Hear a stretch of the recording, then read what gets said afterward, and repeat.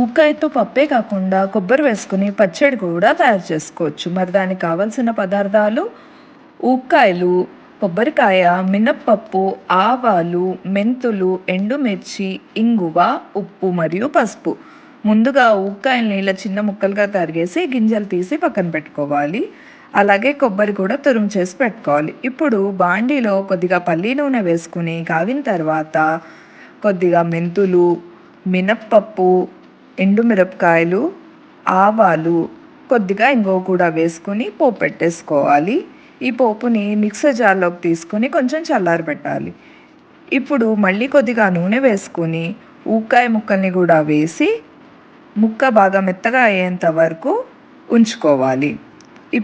ఇప్పుడు స్టవ్ కట్టేసుకుని ముక్కల్ని కూడా చల్లారపెట్టుకోవాలి. ఇప్పుడు ముందుగా తయారు చేసుకున్న మిశ్రమంలో ఉప్పు, పసుపు కూడా వేసుకుని గ్రైండ్ చేసుకోవాలి.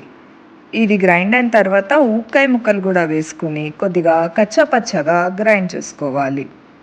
ఇలా గ్రైండ్ అయిపోయిన తర్వాత ఇందులోకి కొబ్బరి తురుము కూడా వేసుకొని గ్రైండ్ చేసుకుంటే పచ్చడి రెడీ. అన్నంలోకి తింటే బాగుంటుంది. ఇష్టం ఉంటే పోపు కూడా వేసుకోవచ్చు.